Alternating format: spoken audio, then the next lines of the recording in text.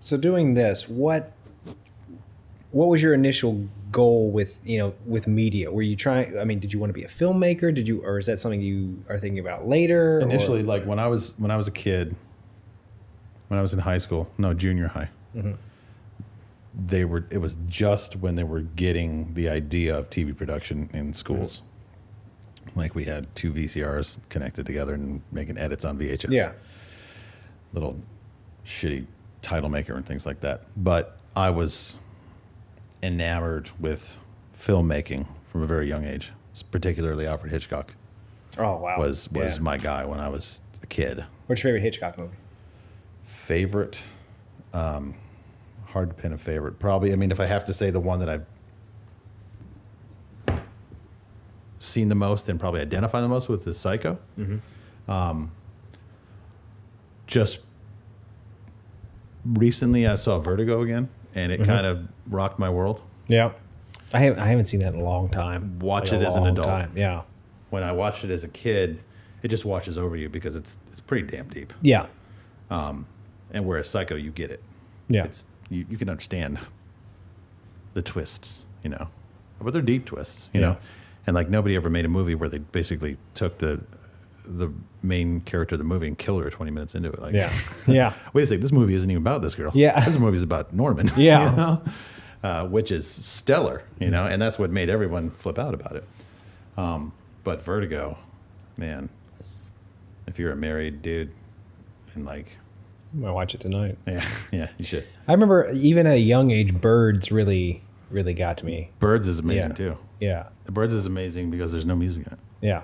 Like a movie, especially from like the 60s with no musical score.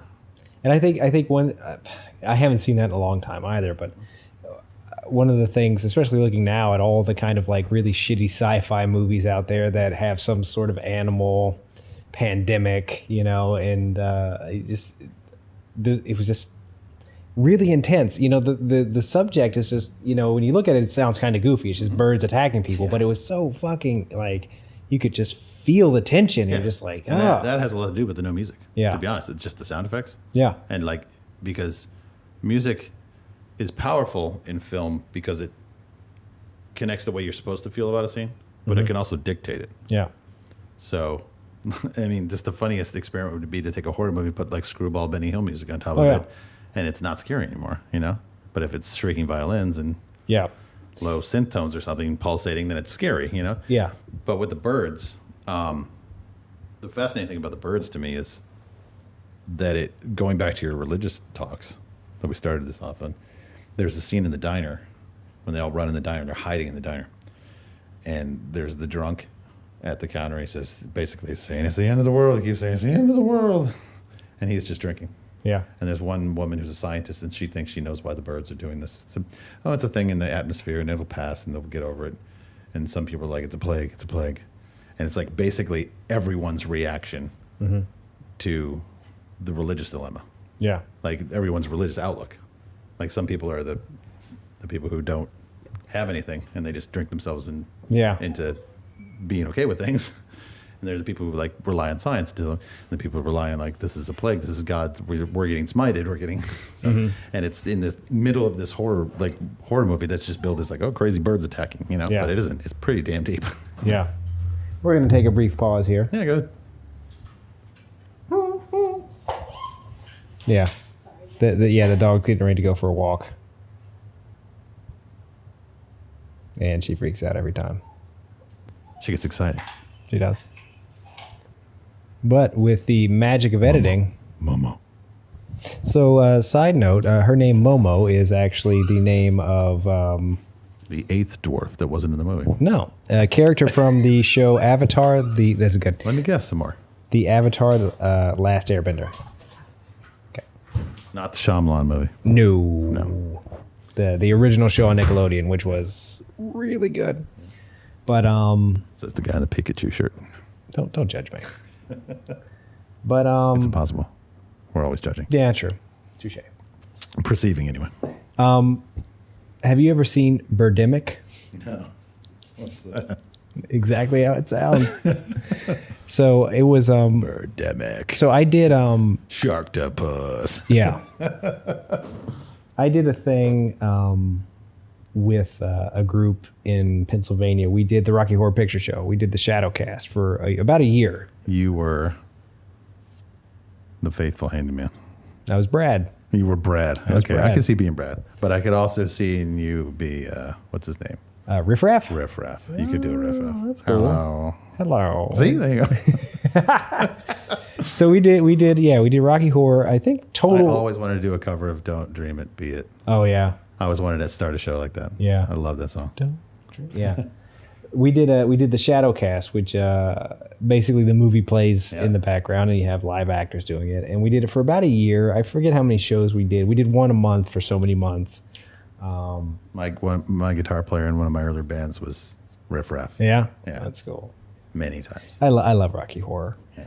But the guy who was running it, his name Gordon, he would have bad movie nights, you know? And that's where I learned of Birdemic. I think it's Birdemic, Shock and Terror, I think is the actual title. And it is so fucking bad. I can't. It's like the antithesis of what movies should be. It's just like everything that you could do wrong, they do. You know, like the editing's bad, the sound is bad, the music makes no sense, the effects, like these birds explode for no reason. Like they just blow up. Like they run into stuff and they blow up.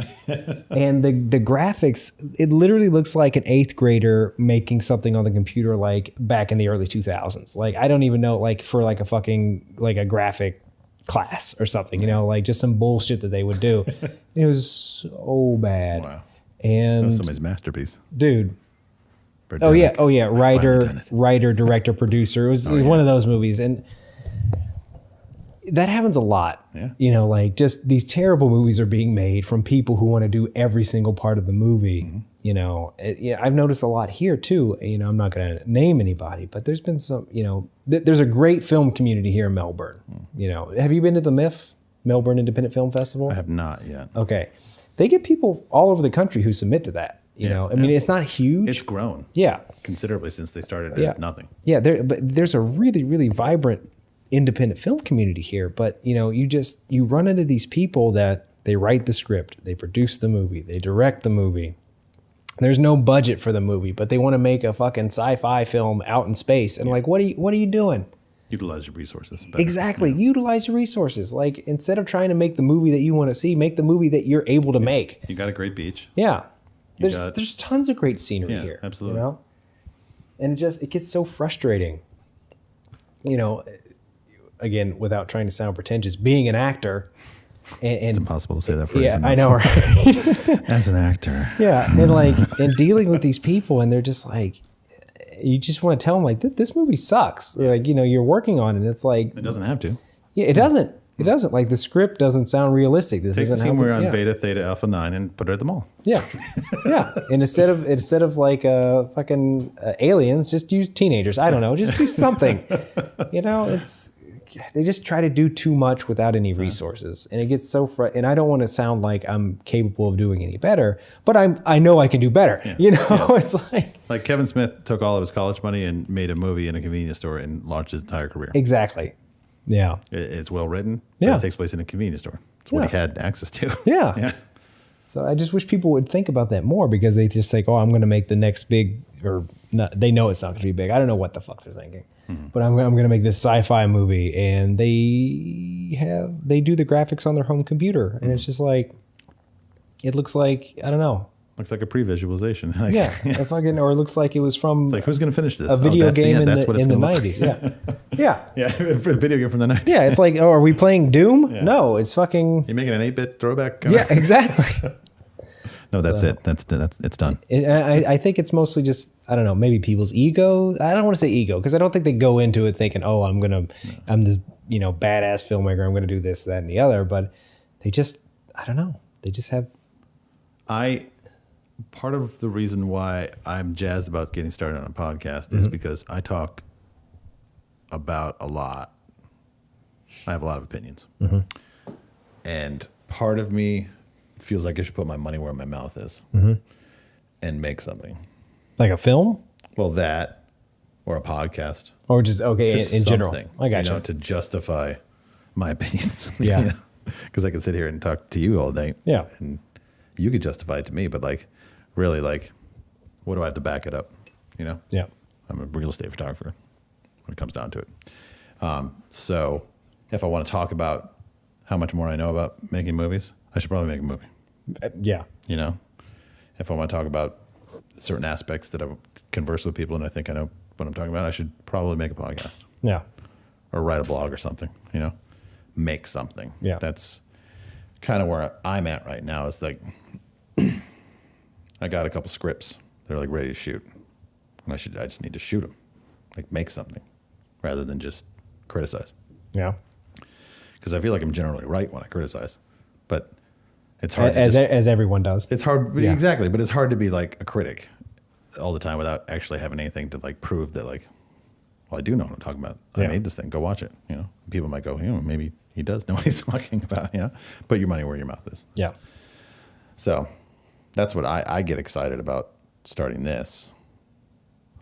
Just because I enjoy it too. I enjoy the aspects of talking. The conversation. Mm-hmm. Yeah. And recording things too. Like recording, getting to know, like I very greatly look forward to the time when we get people that aren't you and me. Like we'll be able to interview people. Yeah. Community people and have a vehicle to like say, hey, we have this thing. Will you come talk to us? Rather than just like, hey, can I stop and talk to you in person? Yeah. One thing, and I was going to float this idea by you because it's an idea that for a show that I wanted to do, and I thought we could incorporate it here. And eventually I would like to video record it because I feel like some of the more successful podcasts, like, I don't know, Joe Rogan's podcast, they have a video set up, you get more elements when you're watching people talk. Yeah.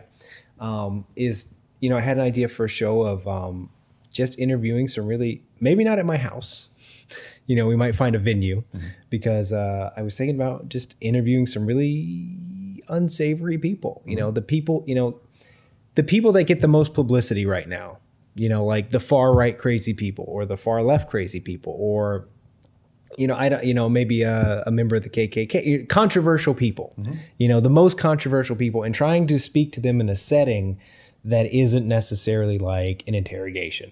You know what I mean? Not necessarily saying we're trying to justify anything that these people are doing, but really trying to get to why they believe what they believe, So one of my core tenets is, I say this all the time, is that I find great pleasure in allowing people to show me how much of an asshole they are.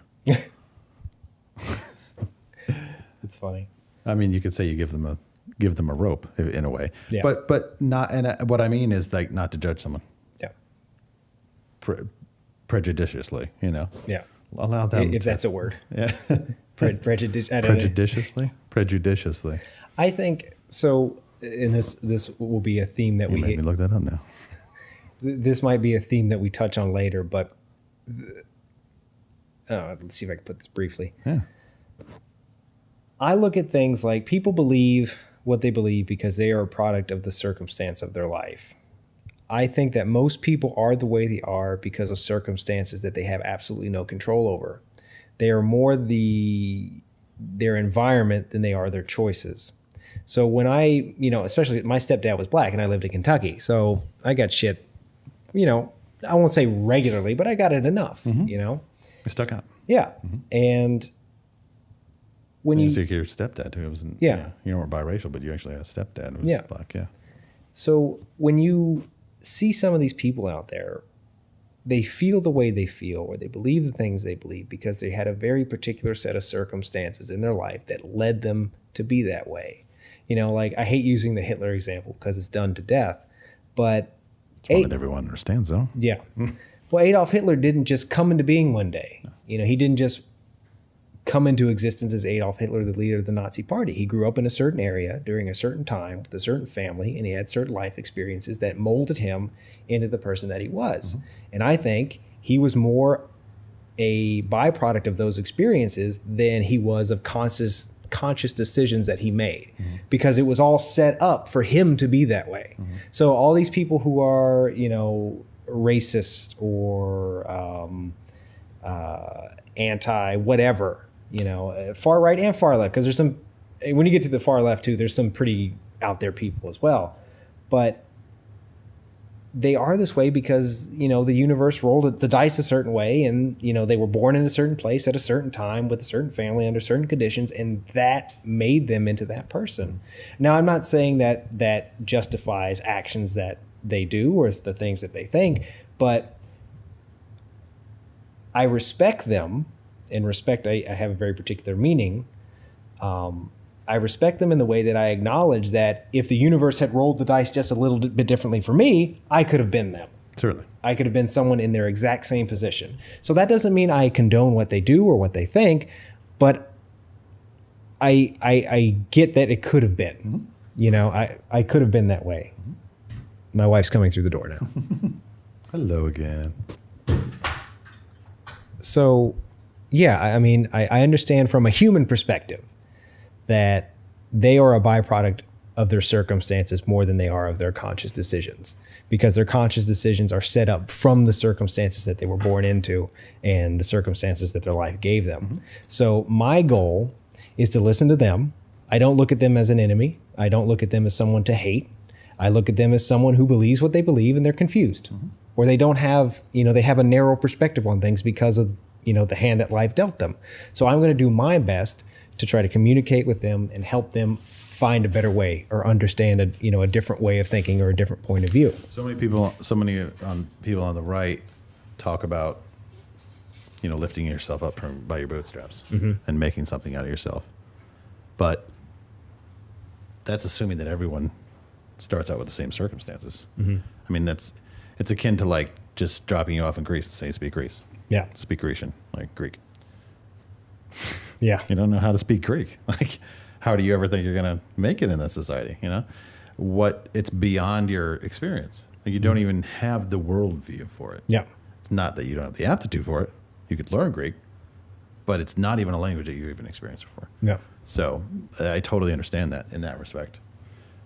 So maybe for a show, we can invite some of those, you know, people who have, I'm not going to, you know, I don't want to pick on one particular side, but people who have really hardened political or mm-hmm. worldviews, and, you know, just get to know them a little better. Try to see why they believe the things they do. Because a lot of times, the reason why they believe, at least in my experience, the reason why they believe the things that they believe is because they never really had a chance to actually talk about it, you know, in a civil way with somebody. It's always been, oh, I feel this way. Wrong. Yeah, and someone's attacked them. Yeah, and what do you do when you defend yourself? Yeah, exactly. Yeah. So, and I mean, they just want to attack the other person because of that, and it becomes just like a self-defeating cycle.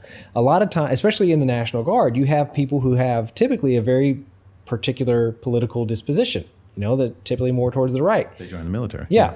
So, you know, I got into so many conversations. And socioeconomic concerns. Yeah, exactly. Yeah. I got into so many conversations with people who hated particular groups of people or particular, you know, political views or whatever. And I'm like, okay, why do you not like this? Mm-hmm. And they would say their piece. And I say, okay, well, if you think about it like this. And they would say, oh, okay. And then we're like, okay, well, why do you feel that way? And then we just keep getting to the really, and at the core of it, just like with most people, nobody knows why they feel the way they feel. Mm-hmm. It mostly is just conditioning. It's something that they were taught that they should believe. And when you really analyze it enough, they don't know what the fuck they don't know. Mm-hmm. So that's with everybody. When you take something you believe and you really analyze it and you ask why, eventually you get to nothing and you don't know. Mm-hmm. Or you use some kind of like shitty like excuse like, well, that's just the way it is, you know. God did it. Yeah. Religion. Yeah, exactly. Yeah. So I remember very specifically, especially about universal health care, I got in a conversation with who at the time was my superior, and all against it. You know, it can't work. It's stupid. You know, he talked about capitalism, all this stuff, and I'm like, my basic argument for him was, let's say you or someone you love gets a debilitating disease, something you shouldn't survive, like a rare form of cancer or something, and you survive it. And now you're hundreds of thousands of dollars in debt because your insurance didn't cover it, or they only covered a bullshit small portion of it. What kind of life do you have left? It's destroyed. Yeah. It's destroyed.